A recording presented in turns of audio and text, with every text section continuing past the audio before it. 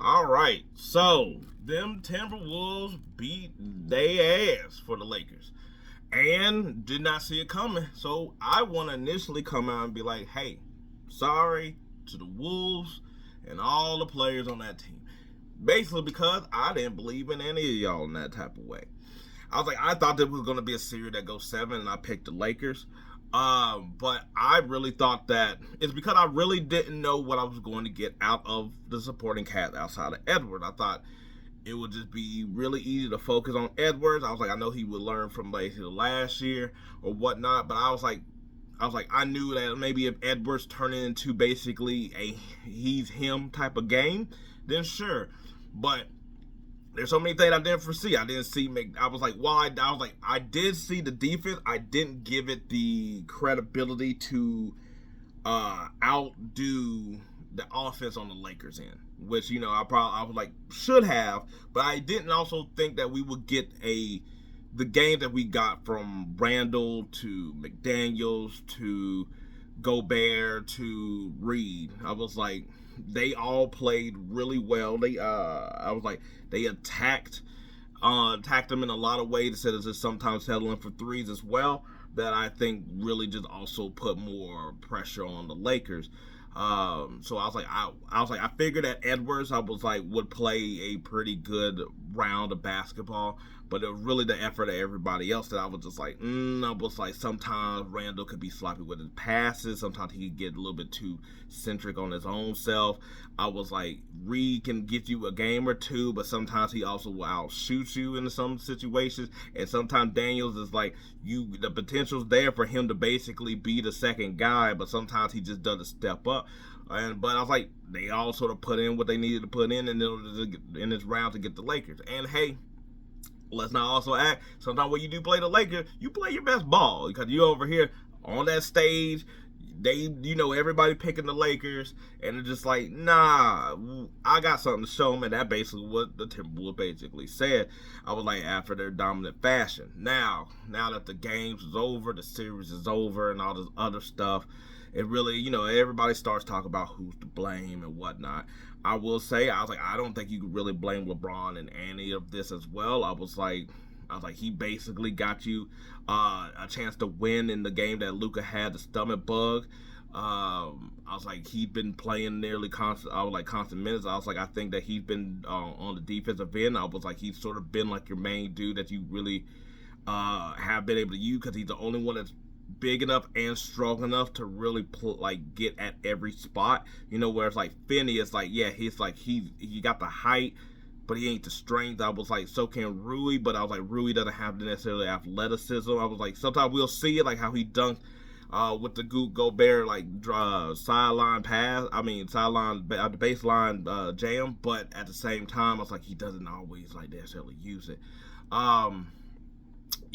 To me, I think most of it does go on JJ. I was like, you could say like, oh, the roster, the way it's constructed and stuff like that, but I was like, I feel like the way that we all got fooled into probably choosing the Lakers anyway was they didn't do any of that here. Like, think about when they started doing they got on that run of being like very showing defensive ways of stopping teams and playing defensively and stuff like that. They didn't really do that here in this series, especially considering the fact that not only do Minnesota got size and the athleticism, but I was like, at some point you're also going to just start figuring out things. And to me, I was like, you got to start playing different lineups and stuff like that. I was like, I think we all got confused. I was like, I think when the Lakers did, I think really what hurt the Lakers is when LeBron got hurt. And I was like, even though they still was able to win some, I think that really messed up their momentum. That they were able to catch that up. They would have figured out enough playing with everybody. Because you got to think about Vando was missing some time as well. I was like, how to get Gabe Vincent more involved and stuff like that. That I was like, that way by the time you got to the playoffs, you could see like the Warriors were able to go to their bench. They got Nah and they got Dante in there as well. So I was like, you got Nas Reed as in there as well. So they got bench players. I was like, I don't think the Lakers was able to develop who they really wanted to bench once you take Austin Reeves off of there.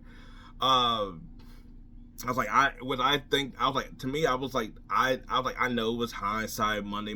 I was like, next day quarterbacking and stuff like that to talk junk like, I'd have did this, I'd have did this, I'd have did this. But I do think that over a 7-game series, you sort of got to play with some things as well. I was like, also, during that time that the Lakers hit that speed bump because, LeBron got hurt trying to come back and they try to play out the rest of the season, the Minnesota Timberwolves that was rocky all season was starting to put it all together with their two dudes, and that basically Randall and Dante that came in. They started figuring out how to play them, and they started figuring out their role that, that it was a different time. Like the Lakers are sliding. They was able to stay at that seed, but the Minnesota was riding all the way from like 9, 10 to basically putting themselves in the 6th spot. So let's also get that into as the effect of playing well at the right time. As we always talked about injuries, I was like Dominic had the stomach bug, and then he had the bad back in this game. I was like the last game. I was like LeBron also got a little nicked up. Also at the same time, Maxi Kleber came back out of nowhere to try to play in this game, and just going from that segue, I think that's where some of this stuff is really.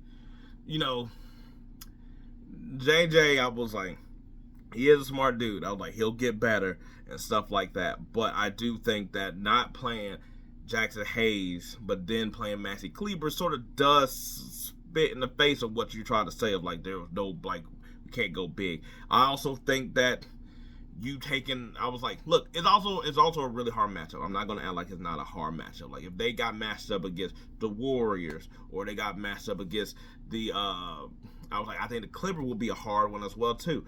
I was like, but I think that, for instance, like Denver, while that could be a bad matchup, I was like, they starting to play their bench a lot more now, but their bench doesn't scare you, So, I was like, I think there was a little bit of bad matchups, but I was like, also to me, I was like, you're not getting nothing for your bench. It's like, yeah, but you're over here with full on scoring. Because I was like, Austin Reed goes from the bench to the start lineup to where, hey, maybe I was like, if he's on the bench, you could stagger those minutes. Now it's Doncic and Reeves. That was LeBron and Reeves.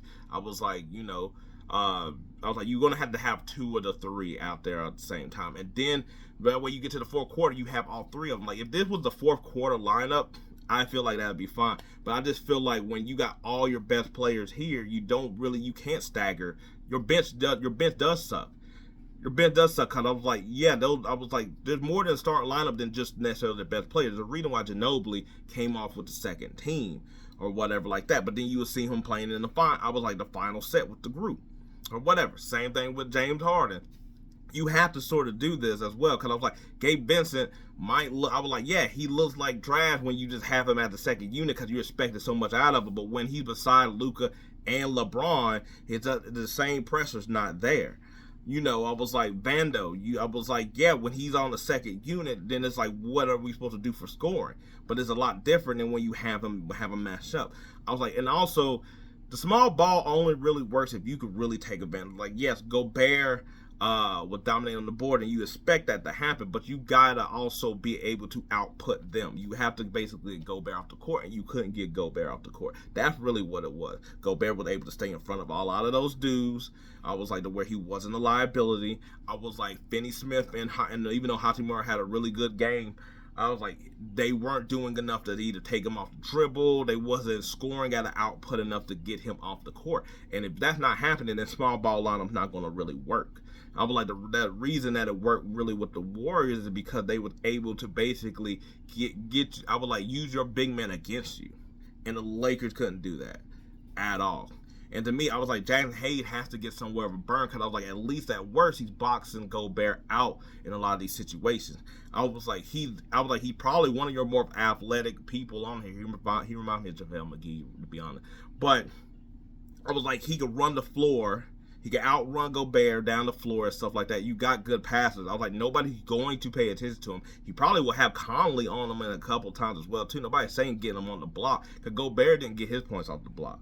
So, but I was like, but 6'11", and I was like, he's a lot more athletic. Then I was like, he's able to do a whole lot more, and also staggering those minutes where it's like, oh, Finney Smith and Hachimura, one of them is at the 4, not one at the 4, one at the 5, and it's over here being a mismatch. So I think that's where I was like, I think his lineups are just putting out a fool for like they did. Like, this ain't 2K where you could put your best dudes out there and then the bench come in and you're just fine. I was like, no, I was like, that's where I do disagree, and that's why I give JJ Redick really the most of the blame, because I was like, the lineups I think do matter in this situation a lot of times or whatever like that.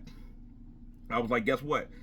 You could have, like, on the Timberwolves side, you could have Anthony Edwards, Dante, McDaniels, and I was like Nas Reed and Gobert, but I was like, that doesn't necessarily mean that's the best lineup.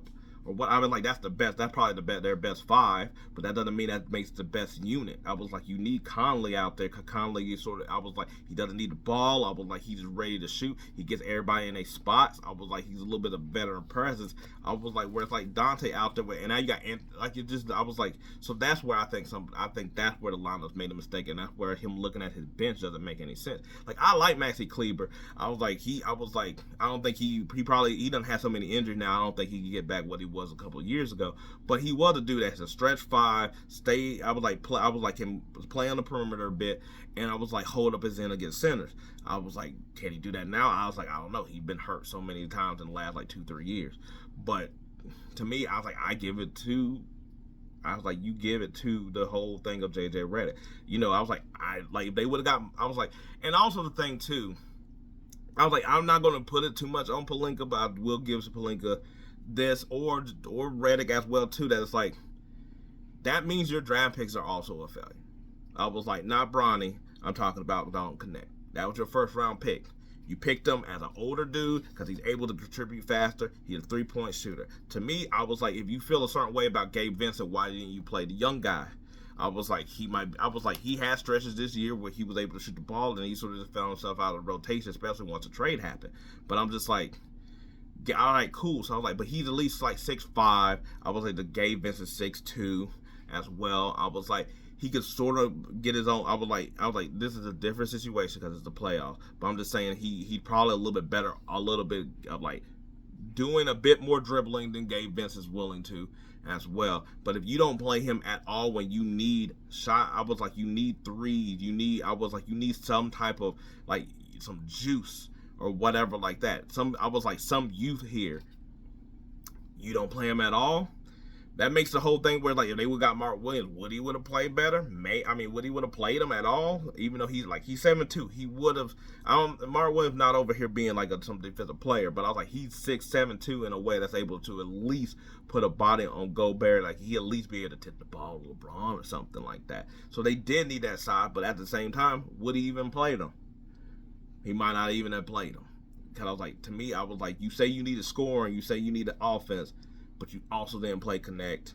You barely get. I was like, Gabe Vincent, cool. You figured out he didn't probably have it. All right, cool. I was like, what more do you have to lose? Hell, we seen it. Not a year ago. I was like 2 years ago when I told you about Lonnie Walker. But he gave them a different spark. He gave them something different. I'm like, you ain't got nothing to lose at this point. And also playing them dudes the whole time and not staggering minutes. I was like, you got 3 guys, and I'm like, you can stagger them out or whatever. But you also didn't get a good game. I was like, the thing is also with small ball, you need to get the best out of your players, and you didn't get the best out of Reeves, Doncic. I was like, LeBron actually, he played good, but the thing is, he got to play at such a higher level because of the situation. That's the thing. He can't play his good 25, 7, and 7. I was like, no. I was like, that's not this. I was like, because of the situation, that was got to be upped. So I was like, it was a bad bag from the whole thing. I was like, I just thought that their offense would be able to give more than what the Timberwolves offense was able to give, to be honest. At the end of the day, I was like, I didn't see these lineups. I didn't see the way the minutes were going to be in order to basically go against the Lakers. But hey, I was like, the Timberwolves move on there. I think they're going to be a tough out. And to be honest, I think whoever they match up against, either the Rockets or the Warriors, that they'll be able to basically beat them as well. Because I was like, you're going to reach the same problem with the Warriors. But at least the difference between Steve Kerr and JJ Redick is that while yes, Steve Kerr's not playing Kuminga, I know he had an illness or whatever, but he's not playing on the way he should be. He is out here trying all his big. I was like, Santos, Post, Trey Jackson, Looney, Draymond. He putting out all of them. And I'm just like, hey, he's willing to at least empty out the clip. I'm like, Redick was able to. And I was like, so that's a better chance that I think that the Warriors will have versus the Timberwolves. But I think that their problem would be basically the same thing almost with the Warriors, of the offensive output. Whereas like the Rockets, their situation is basically who is going to be consistent enough between Green and Vanderbilt and all of them. Like, they got to be consistent. I think they got the size. They got the size to play with them. But I was like, they just don't have the consistent offense. I was like, whereas like the Warriors, they just got two dudes, and I was like, everybody else is. You might as well be playing basically with the Lakers. That's how I feel. Lakers. Darn it, I was like, what they do? I was like, LeBron's gonna come back. I was like, I think they're gonna keep Reeves or whatever. They just got to figure out the margins and stuff like that. I think they keep Kleber. I was like, let's see if he can get. I was like, he's old, but I was like, I think that he's a good like third guy. I was like, Hayes is not coming back. I don't know who they'll try to get, because they're sort of at that threshold of money as well. I was like, I don't think there's really much they could do, because everybody's also on the cheap. Bando's on the cheap. I was like, Dalton Connect is basically going to be traded. He's going to be traded. Someone can be out. Someone can use him as well.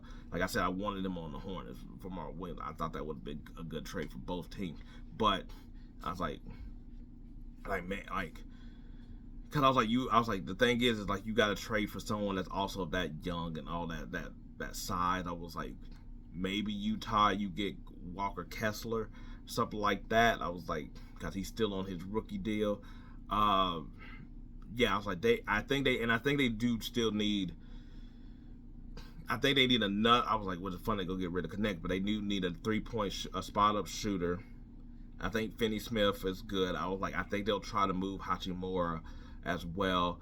Cause I do think they need I think they need a scoring scoring guy at that forward spot as well. Cause I was like, they got Reeves, and I was like, you need somebody else on the other end. I think that could give you a little bit more juice at that spot. Who would that necessarily be? I don't know. They got their workout from. We have to see who basically out here. But anyway, that was the series matchup. Basically, is that. In the end, I think I was like, while the Lakers, Lakers had chances, but I was like, I think that in the end, JJ Redick sort of squandered the rest. I was like, the whole process of it. But anyway, let me know what y'all all think. Till then.